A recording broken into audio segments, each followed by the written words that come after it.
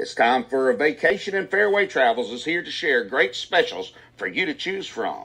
Discover the charm and features of one of Sandal's 16 all-inclusive, luxury-included, adults-only resorts, or a family-friendly beaches destination in the Caribbean.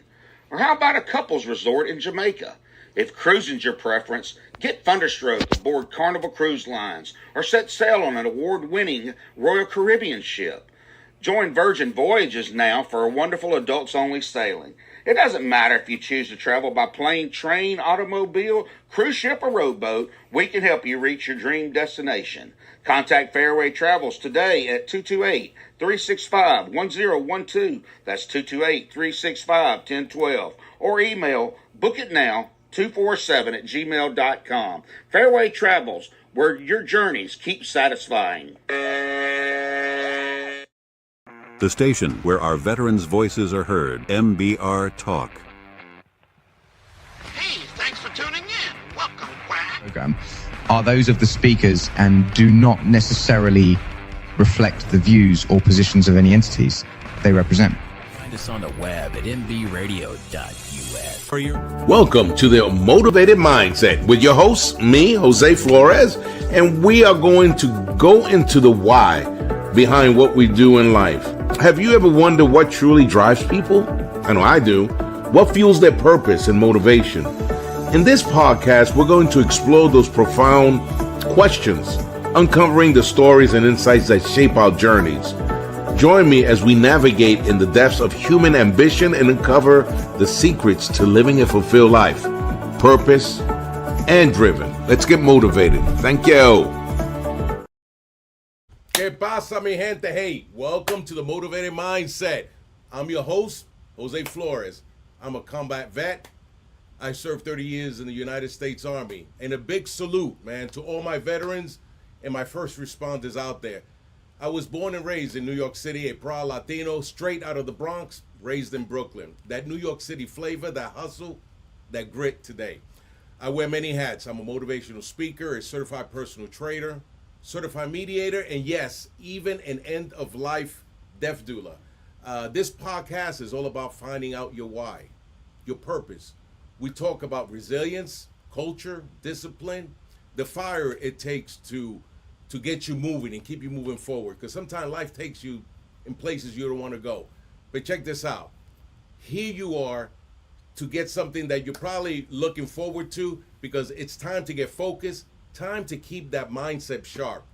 And the pleasure of meeting Magda when I first got to HUD, it was freaking stupendous at Housing Urban Development. She took me under her wing, showed me the ropes, and became not just a mentor, but a true friend. Her guidance, her wisdom, and her genuine care helped me navigate my new chapter when I got there. I've admired her ever since we met, and it's somebody who embodies growth, a distinguished author, a dynamic keynote, a motivational speaker, hoorah, and a certified master trainer who has spent a career empowering others across both the public and the private sector, from the halls of the federal government and financial services to local leadership and community outreach. Migdalia has worn many hats, and she's guided countless of professionals through leadership developments, DEI initiatives, and the art of effective communication. And get this, she's just not talking about theory. She's created success through a groundbreaking book, Dancing into Opportunity. And in a business and in life, she's also a CEO of the MRP, make sure I get that right.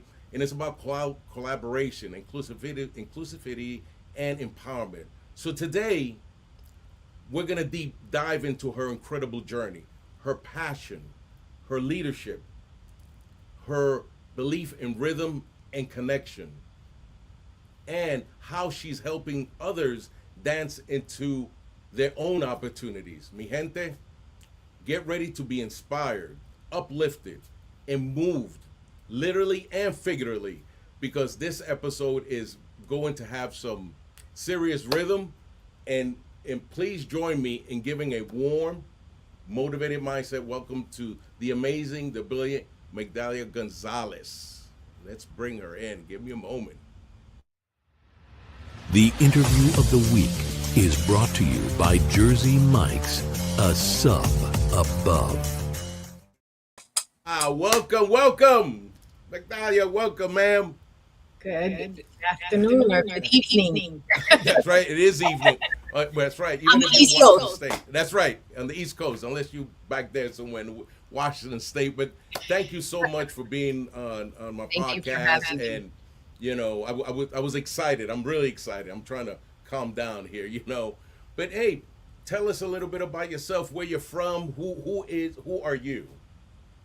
So let's see, it is Migdalia González. Migdalia. I'll add Perez. That's my husband's last name.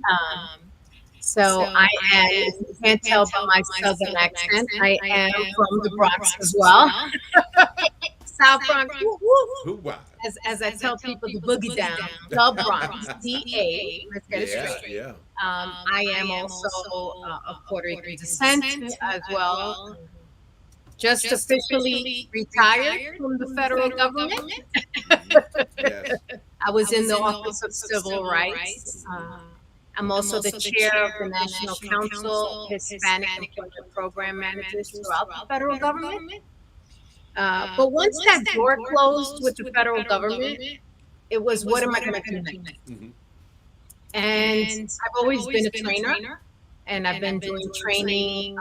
I'm all about how do I help someone get to their next best level, whatever that is, because everybody's different. Yes, ma'am. Mm-hmm.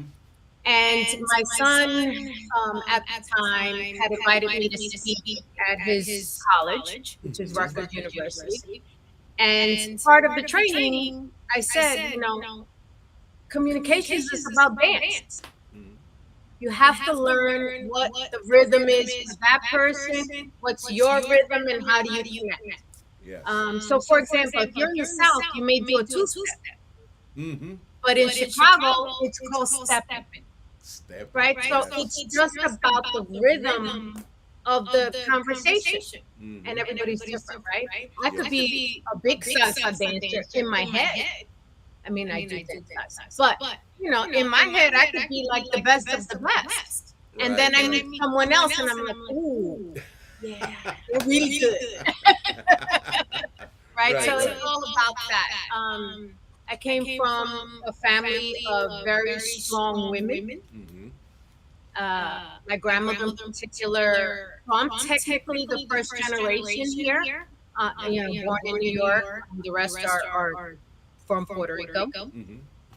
Long history of community folks. My grandmother started Puerto Rican Day Parade in the town that we lived in. We were always involved in the community. She was one of the first women, I think she was the first woman to be the chair for the Golden Glove Awards. Wow. Okay. Yeah, she was no joke. Wow. She was, when people talk about a boss lady, Right. I think of my grandmother. Gotcha. I don't know how she did it. She didn't speak the language, yet she bought her own property. She had her own business. Mhm. She helped my father set up his own business. So it was always a very interesting role she played in the community. I always thought she was the president. I got you. That is something. Yeah. Everybody knew her. Yeah, absolutely. Wow. Oh, yeah. So I know that all had to shape who you became today. That's a lot. My grandmother said that we as Puerto Ricans have a special responsibility because we were the only Latinos who were born with citizenship. Right. See, most people think that being Puerto Rican, it was like, oh, this gift to be a citizen, but the reality is it was blood painted, Yeah. right? Because most people do not know, but Latinos by nature are the largest group of minorities in the military. Yes. I grew up, the men in my family, all the way back to World War I. Mm. Like I have uncles almost in every branch, you name it, Army, Navy, Marine. Mhm. My nephew just left the Air Force. My niece just left the Navy. I was the only one. Right. and my sister. But I think it's because God knows what He's doing. Not get. Okay. That's just real. You know, I'm in the Office of Civil Rights where I was. Right. I'm kind of all about protecting the rights of others and helping others, especially vets. Like that's a big touchy subject for me because I don't think we do. You know, this is just Migdalia. You know, I don't think we necessarily take care of our folks. So, but that's just my 2 cents. Yes. I got you. I hear. Are they saying they hear an echo? We getting some echo feedback, but sometimes that does. I'm like maybe turning it down a little bit. I said, okay, we'll find out. We'll see. I'll turn it down a little bit. Yeah. And you know our girl Yvette, she kind of bring that to me. She's she's our back. She is. She keeps me on my tip. She keeps me on my toes. Okay. Yes. Yeah. Absolutely. And no, but thank all the people in your family that have served. That is stupendous, you know. And now you lived. Now, did you ever leave New York? Oh yeah. So you know, I was always. I always said I always felt I was the oddball out. Right. I always felt that there was something more out there. And when you grow up in the city, you know, we're a city of neighborhoods. Yes. Right. And it doesn't matter who, what, where, when, why. But if you were from the block, you were from the block. It didn't matter. Absolutely. Right. You could be black, white, purple. No. Jose's one of my peeps. Don't mess. Right. You know. And I was in middle school. I was I'm a proud nerd. I was a very good student. And my peer at the time said, "Oh, I'm going to apply for this sleepaway school." I had never heard of what a sleepaway school was. We didn't come from, you know, my mom was a single mom, divorced, kids. We didn't have luxury. Right. And I said, so I went straight to the principal and I said, "What's going on? How come she could do it and I can't?" I was always, I live in the world of questions. Right. I think I try never to assume, which is hard, right? Because we have our own stories, right? I call all that stuff in our backpacks that we carry, right? And so I took the class. But the trick was, he goes, "You need $75 for the test." That was like the test. Now back in the 80s, $75 was a lot of money. It was. You're right about that. It was. And I knew my mom was not going to have it. So who to the rescue? My grandma. Abuela, yes. And for those of you who have old grandmas like mine, it doesn't matter whether they're Hispanic or not. He always had cash. Yes. So, under the mattress, I remember. Not only in the mattress, she had coffee cans. Yes, coffee cans. Up all the way on top of kitchen cabinets. Or sometimes she had money in the freezer. Yes. Wrapped up in aluminum foil in a bag. But whatever the story is, all of us have had a family member who was in bank, right? Yes. And she goes, "Hold on. No, let me do it with gas. Espérate. One month." And then she went and she came back. She goes, "Here's $75. I took it to him. He looked at me. I said, "My grandmother." I took the test. And after the interview, I was selected. Gotcha. I was a whole 14 years old. Ooh. Okay. My mother was not going to let me go and live in Massachusetts without supervision. Right. We were Catholic at the time. You don't, Latinos by nature, you don't leave. The girl doesn't leave unless she's getting married. That's right. Yes, that's how old I am. And my grandmother was the one who made it happen. Gotcha.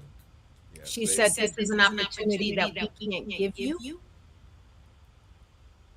And it was kind of ironic because this June was my 40th high school reunion. Wow.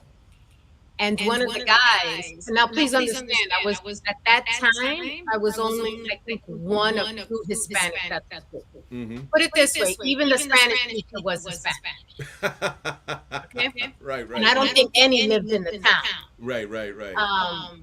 However, one of my peers from back then, he asked me, he goes, "How come you never hung out with us? You know, after, you know, when we snuck out or for parties and that." And I said to him, I couldn't. And he was like, "What?" I said, "I was on a full scholarship." Yeah. And they told me, one mistake, one infraction, I'd be out. Wow. And I couldn't disappoint my grandma. Yeah. You know, because she was like, "We can't give you this education." Roger. And by the way, just so you know, to go to that school right now, high school, it is $74,000 a year. Wow. So the education I got there was enormous, not just because of the quality of education from the school, but also because it opened my eyes to a global world. Right? When you live in the city, you grow up in your neighborhood. That's right, your barrio. That's Your it. barrio, That's it, you hang out on the weekends, it's with your family or friends, like or the community center, you know. Yes. So we were in this privileged world because we knew everybody. Right. And then Migdalia gets thrown into Massachusetts, and there's nobody like me there. Right. And that was the most impactful, pivotal moment in my life because it just opened my eyes to another world. Yes. Now, I'm not going to say it was easy, right? Because my head, my mind was a New York City kid. Right. And now I'm dealing with people who could afford this type of school. Right. And they could afford to make mistakes, their kids, because they were covered. Correct. Right. You know, but it was, I will tell you, it was some of the most genuine people, like decent human beings I met was at this school, you know, and we still keep in touch. Like we see each other and it's like, "Hey, what's going on?" You know, it was really a fabulous thing. I always tell people, if you can get away, just get out of where you're used to. Yes. It is the most impactful, immediate change moment that you can have. I've also lived in the DC area. I lived in North Carolina. Yes, I lived in New Jersey. Yes. Been a little bit all over the place. Wow. What we're gonna do? We're gonna take a quick break. When we come back, I want you to keep talking about that because that's so key. Because you and I know a lot of New Yorkers who've never left. They think that 2 weeks in Cancun once a year is like, yeah, I've been around, not knowing there's so much out there which can change their worldview. So we're gonna go to a quick break and then we'll hit back up where we.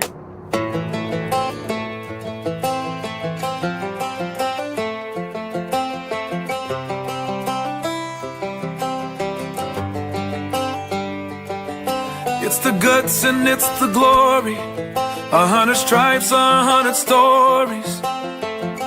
It's the Pledge of Allegiance on the 4th of July. It's them handwritten letters from home. It's them sleepless nights alone. It's his newborn baby he left with his wife. Mr. Red, White, and Blue, lay down, here's a line.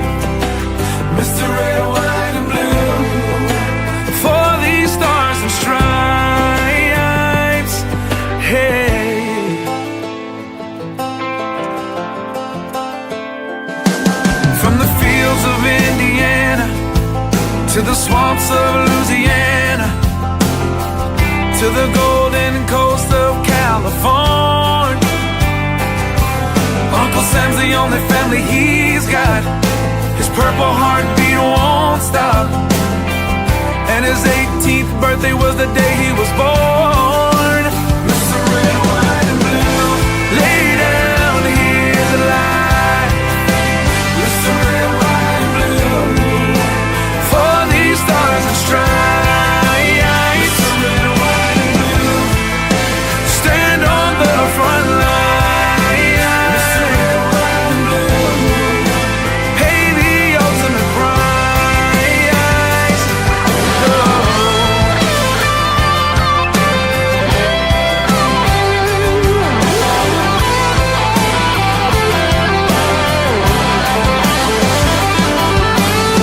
He was the man of the house when he was born. His family is proud but torn. But if you knew him, you would understand. He was raised on how to be brave, just to see the flag still wave.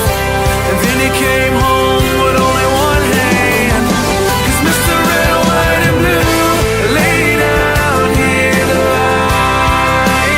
Mr. Red, White, and Blue, for these stars and stripes.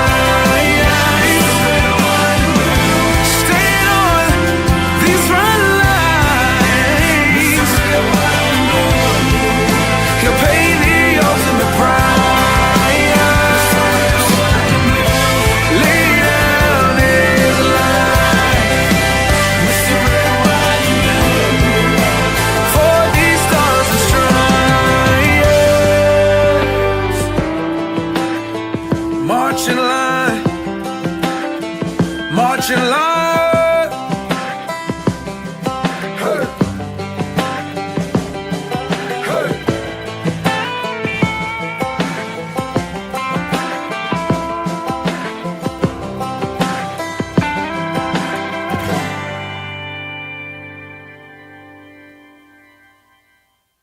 The station where our veterans' voices are heard. MBR Talk. Hey, thanks for tuning in. Welcome, Quack. Program are those of the speakers and do not necessarily reflect the views or positions of any entities they represent. The web at mbradio.u. Welcome back. Welcome back. All right. All right. What do you think of that? What do you think of that commercial, Migdalia? It's good. It's good. It's always, you know, when you look at the song is a good song. So Yeah, that to me, you know. Are the audience still hear an echo? I'm trying to figure out. Let me see. See if anybody says anything. Let me see. It's only. Let me see. Not yet. I guess it may still be there, but I haven't. Let me see what. And our girl, it's Miss Yvette, has a question, but no. So far, it's so good. So let me. Oh, somebody said, yeah, they still hear a little bit of echo. So. Okay. So we have a question here from Yvette. It says, how long did it take you to write the book, and what was the most challenging part? She's going right into it. All right. Wow. Really, I'm like, Yvette? Yeah. All right. On the next break, maybe I'll sign off and come back in, and maybe that'll help. All right. Cool beans. All right. Sorry, Bill. Thanks, Alma. So this is an interesting, because she knows it.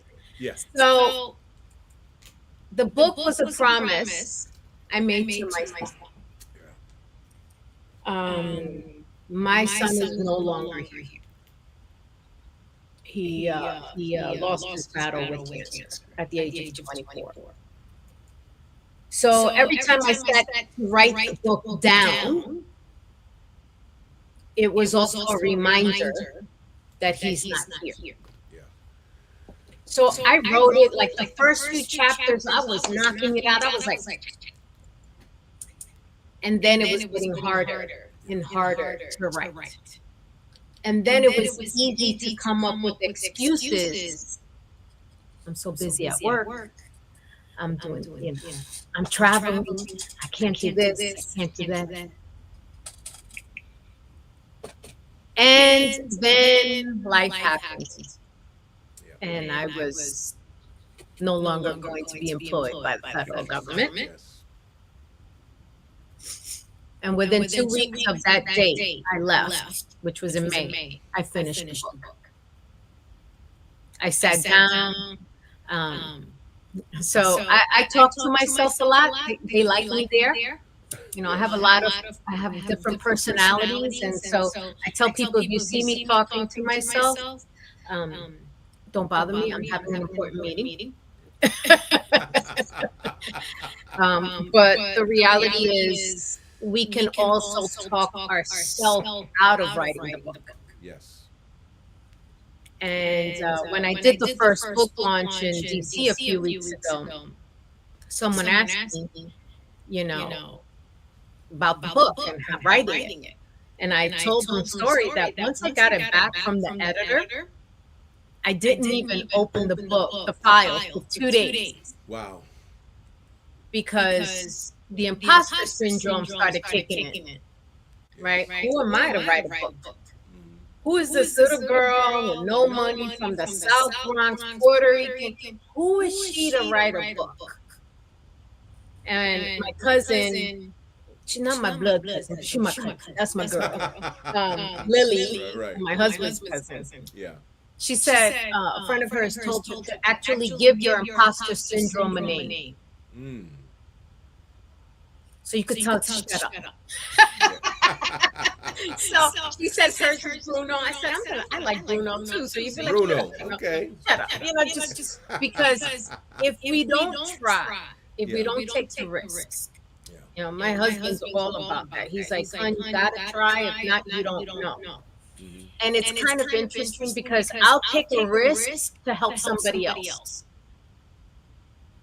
I'll do whatever I have to do. I have no shame in my game when it comes to trying to help someone else. Right. And when it comes to me, then it's a different conversation. Because then, you know, I'm like, you know, when I put the book out there, I was like, who's going to read my book? Is anybody going to like it? You're right. You know, and Yvette, she was one of the first to send me a text. She goes, I read the first 2 chapters and I started crying. And she goes, oh, you have my abuela in your house too? Right? Because of the story of my grandmother, you know, in the kitchen. Right. But we all have a grandmother like that, or a family member who loved music and who carried it. And for those of us, you know, people are like, oh, the language. I'm like, actually, the first language in the world was not a great language. It was music and dance. Yes. That's how they would, you know, especially Tainos, especially our African roots, right? All the Africans, everything they did was with intention, right? That's how, you know, you go to Hawaii, the Hawaiian dance, what their movements mean something. Yes. Right? So it took me a little bit, but not because I couldn't write the book. It was because I had to deal with the grief. And the grief was,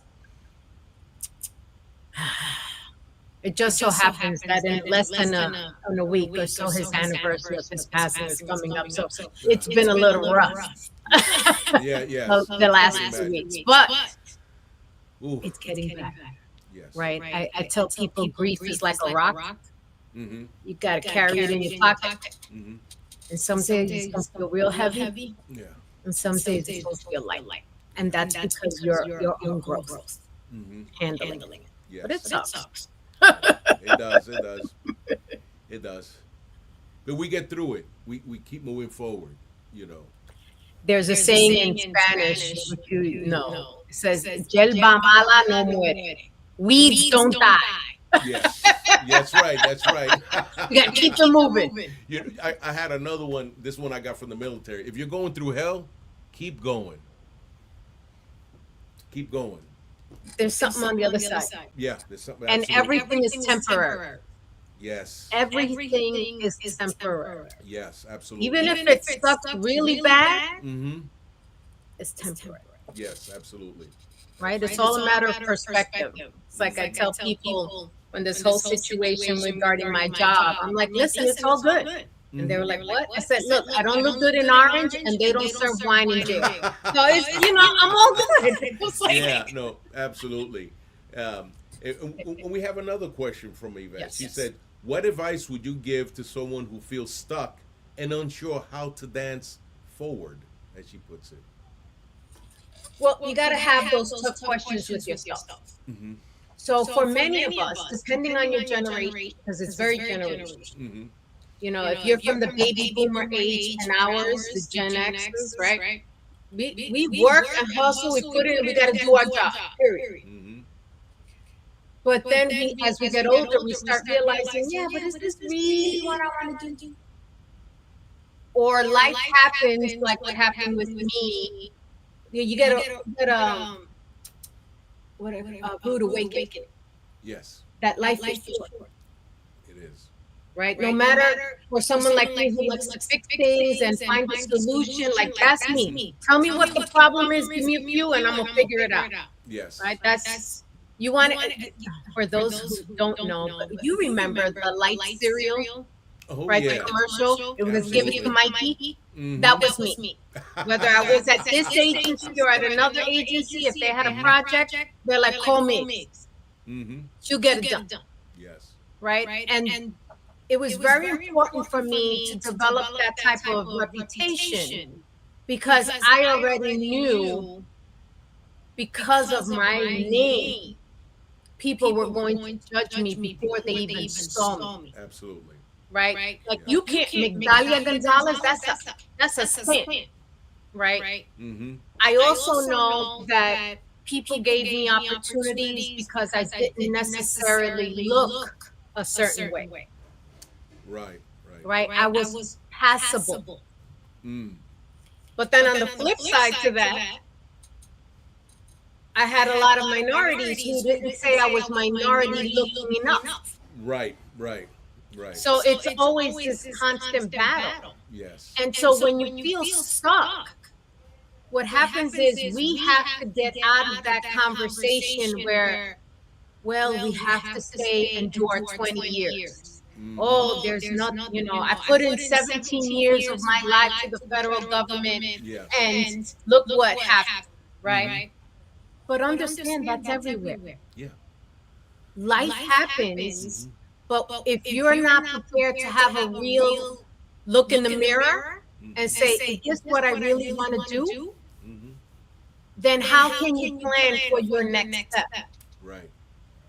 We live in that fear a lot because we don't like change. Like I gotta be the weird one. I like change, right? But not everybody does. No. Like change paralyzes people. Mm-hmm. And I always say, okay, even when I mentor folks, and I had a mentor program when I was at one of the agencies. And my question is, well, what is it that you want? Not what's expected. What is it that you want? What is it that makes you happy? Mm-hmm. Right? We all have a skill set. Right. For example, if you're in the military, who is the best people on the world regarding deployment? Mm-hmm. Military. I don't care what branch. Right. You want to mobilize? You get somebody who's a vet who has experience doing it. Yeah. I'm not going to get someone who worked at CVS because they're going to be like, right? But we think we get comfortable knowing what we know, so we don't want to change to something new that's going to require us to learn more. Speak it. Absolutely. I know, Michelle. As soon as we take a break, I'm going to follow up. Yeah. We're going to disconnect, so hopefully that'll work. All Let's see. Good afternoon. Question. Yeah. Are you planning? Yep. So- Okay. There you go. Yes. I will be. I'm happy to say that this is just the beginning. Mm-hmm. What I'm going to do is, and one of the ladies is on the chat, Michelle Pacheco Turner. Her and I are going to write a book Okay. on resilience. And so what we're going to do is each book is going to have a different topic, Mm-hmm. right? Because at the end of the day, dancing is dancing, Yes. and communications is communication. But how do you do it, right? Like people hate having difficult conversations. Yes. I lean into it. I want to know. I'd rather know than not know. Absolutely. Right? We also don't know how to separate our emotions. Yes. Right? Our emotions are really rough because we will think a certain way or use our past experiences to justify how we react to someone. Mm-hmm. Yes. Yes, absolutely. Right? So, for example, I do a lot of leadership training. Mm-hmm.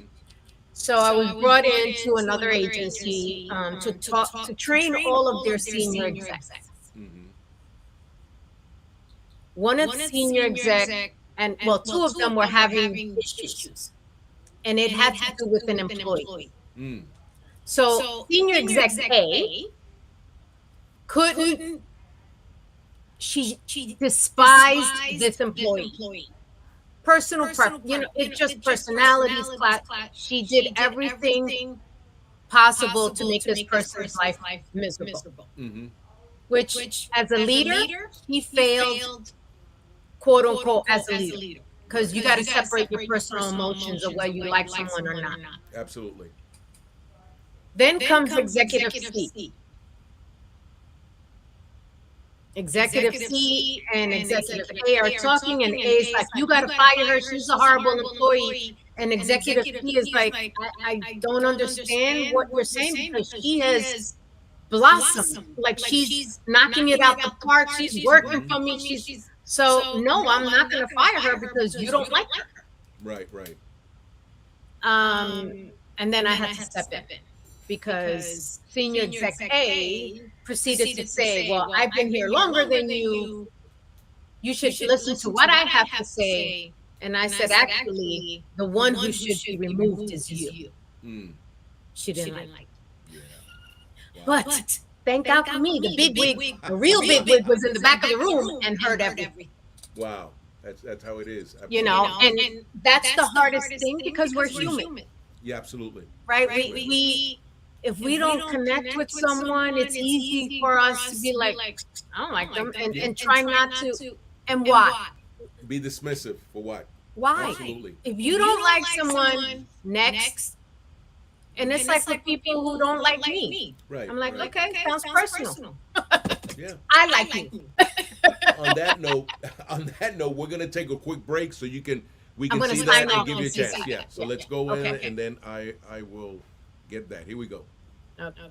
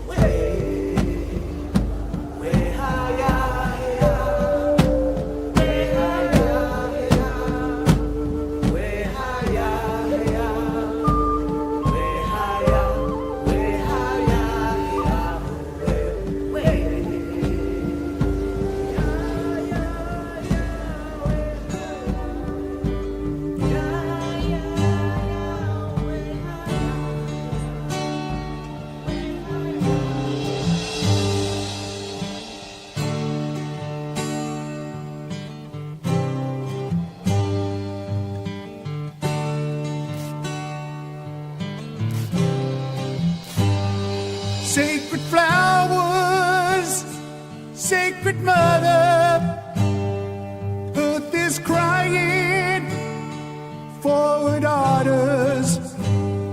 Sacred flowers, sacred mother, earth is crying for her daughters. Where have you gone? Who took them from us? Who stole them from us? Sacred flowers.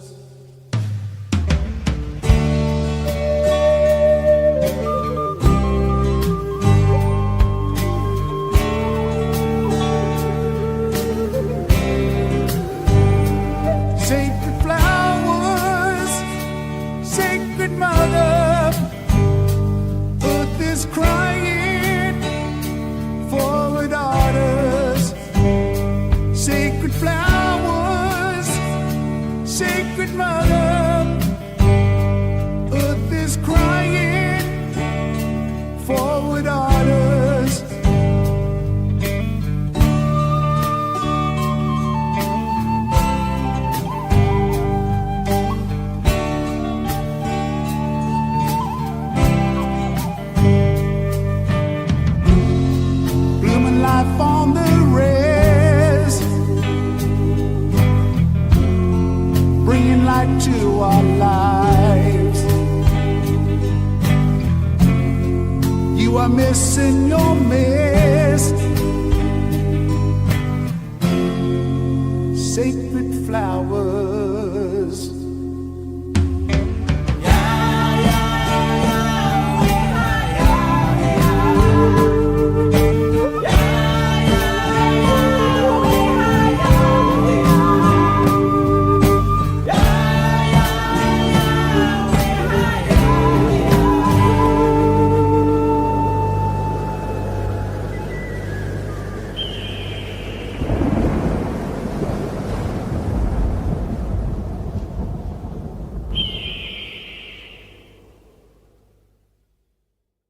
The station where our veterans' voices are heard. MBR Talk. Hey, thanks for tuning in. Welcome, Quack. Program are those of the speakers and do not necessarily reflect the views or positions of any entities they represent. The web at mbradio.. All right, let's see. We're going to bring Ms. Migdalia on. Let's see. Hopefully we Can got you the hear echo. me? Yeah, I can hear you. We're good. I can hear you. Good. Yep. Hopefully Yep. it's not too much. Yeah. I disconnected. I redid it twice. Yeah. I read your book, first of all, and it was so easy. I want to say one of my favorite chapter when you talk about the duets, and this is something that struck me. It says, instead of overpowering, withdrawing, or becoming defensive, you work together to find what complements you both. That is so big in the military. I mean, when I said, oh yeah, because you don't have to be the sharpest pencil in the box. You just got to know how to work with people. You know, find out what people's strengths are, their weaknesses, and exploit them. So it was stupendous. Thank you. I got a lot out of it. I mean, so yeah. That was the purpose. Yes, ma'am. Right. Yeah. I wanted the book to be short, Mm-hmm. sweet, easy to read, could fit in a backpack or a pocketbook. Yes. But just to really get you thinking, right? Yes. There's tons of books out there. I mean, I will tell you, I'm certified by John Maxwell, and I've done Tony Robbins and Stephen Covey, all of those. Servant leadership, right? I've done, and there's something called appreciative inquiry. Mm-hmm. And appreciative inquiry talks about just that, accepted people where they're at. Yes. Yes.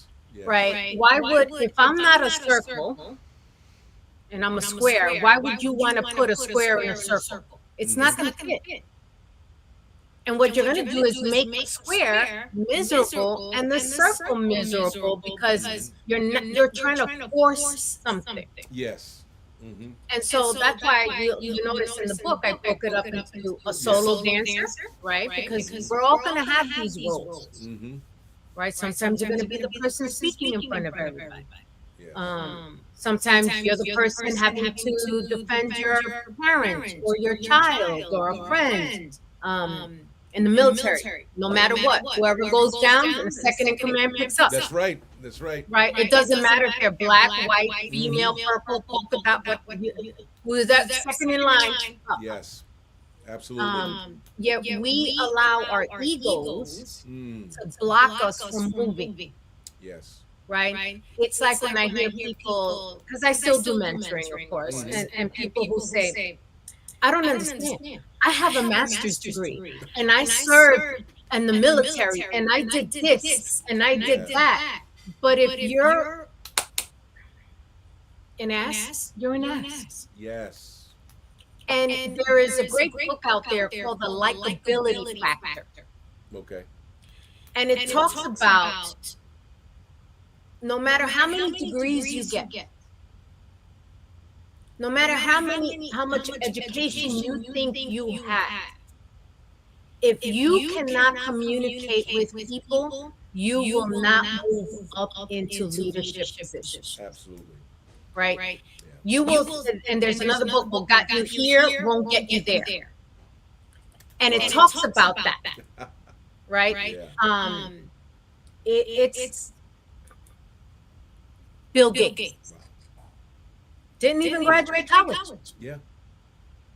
I don't know. I think he's one of the richest men in the world. He is. Right? Wow. Wow. Now, you just have to have that ability to listen, because that's where the problem is. Right? We get stuck in that, oh, always me, or it's about me, or I should have that. And so what you're saying, the other person doesn't have experience either? That's right. That's right. And I learned that when I first came into the federal government, because I came in at a very high grade. And they got rid of my position. Me and the government haven't had great. We're like, yeah. So I was a year in, and they got rid of my job. Wow. And I was in the hospital because I had just had surgery. I was laid up for 30 days. And I got the email. Said, oh, by the way, you're being reassigned. I was like, Yeah, I tell people when I got into the federal government, I suffer from the Scooby-Doo syndrome. Because I'm always like, and you know what I mean. No, I know what you mean. I know exactly what you mean. Right, because when you come from the private sector or the military, right, we have different experiences. Yeah. And then you come to the federal government, the civilian side, and you're like, And I'm gonna put something up while you're talking. We can keep talking. Yes. Yeah. So, you know, it's always about taking a moment to really stop and assess. Yes. And listen, don't get me wrong. Listen, especially as parents or some of us who are older, you know, we think that we should, you know, we have to give this advice to everybody. Not everybody's open to listening. Absolutely. That's why I laugh with those jokes where it's the first time home buyer that now they're becoming their parents and they're doing all these crazy things that their parents used to do. You just have to really take a moment and assess. Yes. And the hardest thing to do is admit it. Absolutely. Right? Or say, I don't want to do this anymore. It really is hard and it's scary. Yes. Right? Like with the book. 2 days before I freaking opened the file. And I said, you know what? I'm always telling everybody, pull up your big girl panties and handle it. So I had to do the same for myself. Yes. You know, I had to take a shot at tequila and be like, let's do this. Yeah, and sometimes we're our hardest critics. We're our worst critics. Oh my goodness, yeah, absolutely. Because it's hard to be a player coach. Well, and it's funny, it's people, you always say, oh, those who can't do teach. Yeah, I've heard that. Yeah. Right? Which is so ironic because the reality is, even now, I'm invited to go to colleges, especially to their business classes, to talk about real life. Yes. Right? Because you can memorize and read, like I'm a reader, I can read everything. Like I just love to read. But the reality is not everybody processes information the same way. Absolutely. So you got to figure it out, right? So this QR code here.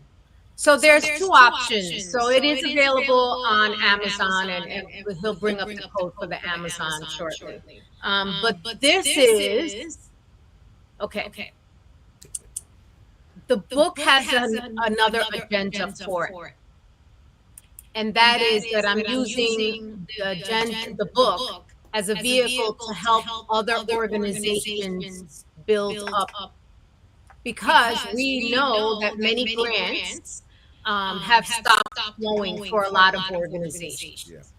So what I'm doing is, if you order it directly through me, and that's the link there, I will autograph it for you. So on Amazon, it's $12.99. If you order it here, it's $14.99 plus shipping, whatever, and I will personalize it for you. And what I do then is donate that money to a nonprofit. So, for example, I was at a conference for our federal aviation employees. They have a scholarship fund. I'm writing a check to the fund. So that's the goal. That's my hidden goal, right? We could talk a big game, we could volunteer, but at the end of the day, things cost money. Yes. And you know, the reality is, how do we help? So, for example, working with an elementary school in the South Bronx, that 40% of the students are homeless. Wow. So what I'm doing with the principal, just had a conversation, is we're going to do a dancing into opportunity, but with the kids. Yes. So we're going to write a kids book with them so that they can become authors and see the possibilities that are there. But also the book sales will then fund. She's trying to build up a creative pantry, a food pantry, and she's trying to do wash machines and dryers so the kids can wash their clothes.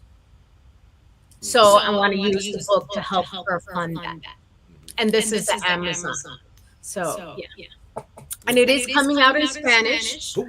I'm also doing the audio, which was kind of interesting. I didn't want to do the audio version, meaning I didn't want to record it, my voice.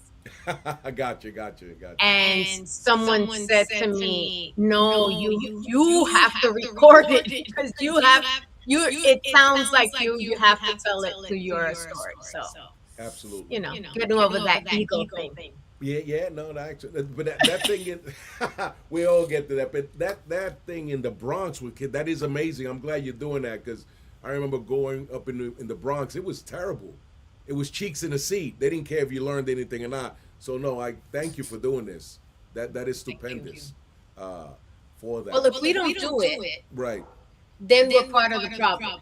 Right? We always say, "Oh, I'm nobody. It's just me. I can't do it." Yes, you can. There is anybody can do anything. Yes, ma'am. Absolutely. You just have to want to try. And I'm gonna put up for everybody. This stuff gets archived. So in case anybody missed it, you can always bring it back. Get the QR code. Shoot an email to me. But with the last minute, I think we have this, ma'am. So you can talk about this and what's coming up. Yes. So November 6th is a virtual book launch. Like you heard me mention, I just did one in DC. I'm trying to do one in New York City. Someone called me from Chicago. So slowly making my way around. But this one's virtual. This will be a virtual opportunity to talk to me and ask me real questions about the book or hear me talk about the book. Absolutely. And is there anything else that you would like to say that maybe we didn't cover as far as your book and leadership and how we move forward, especially what's going on right now, like in el presente? This is hard, and I know for a lot of people, I know a lot of my brothers and sisters at work don't know if they have a job, so we know now it's very hard. And it's hard, and then it's compounded by life. Yes. Right.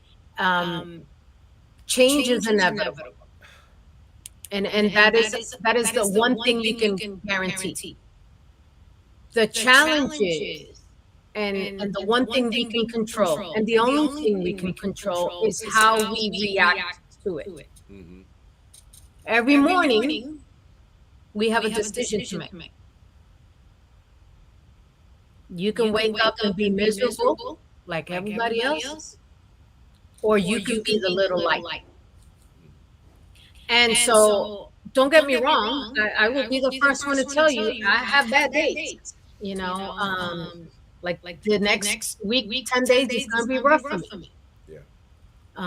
But you have to give yourself grace and be like, okay, today's a bad day. Okay. But it's temporary.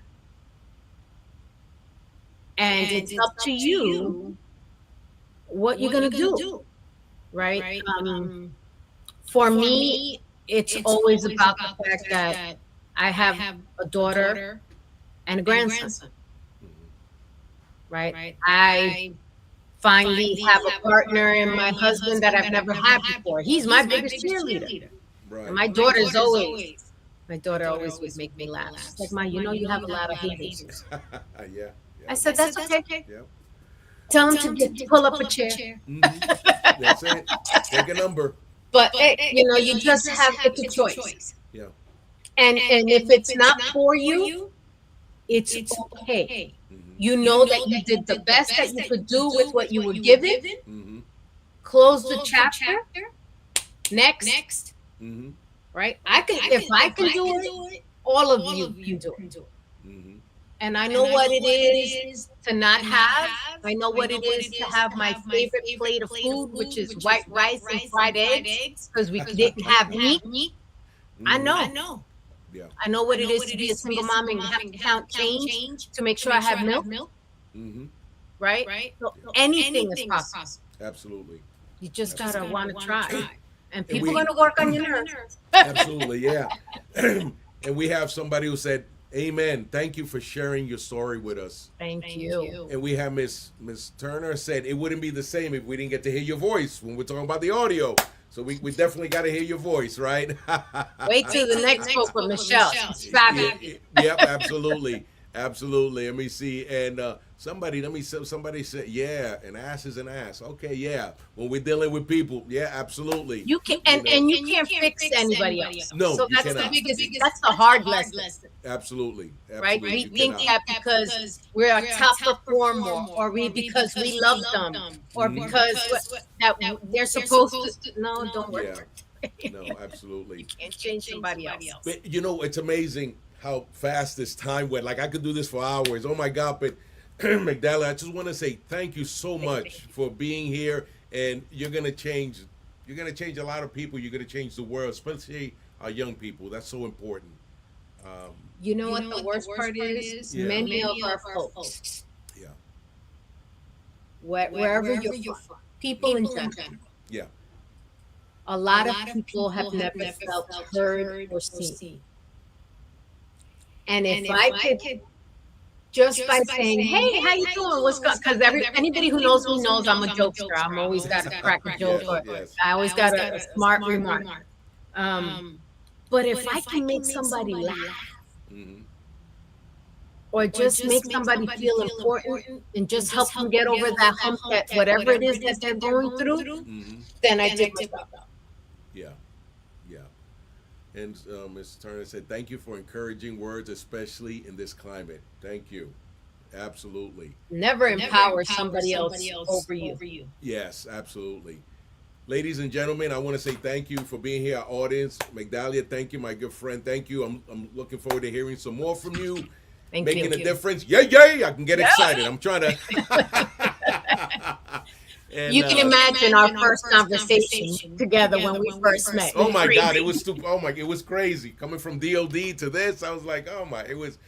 So thank you for taking me under your wing and and helping me out a lot, and many others. It's been an amazing, and I can't wait to see how go with your series is going to go far and make a difference in this world.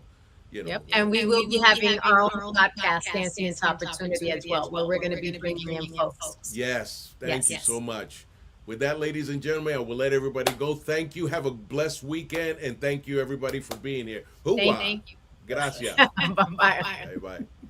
All right. Ladies and gentlemen, thank you for tuning in to Military Broadcast Radio. As we wrap up today's show, we want to remind you that the podcast of today's episode will be available right after we go off the air. So if you missed any part of the show or want to listen again, be sure to check it out. And remember, we're here to support and honor our veterans. Your stories and experiences matter, and we are committed to giving you a platform to share them. That's right. We're here to give our veterans a voice. So don't forget to catch the podcast and stay connected with us. Giving our veterans a voice.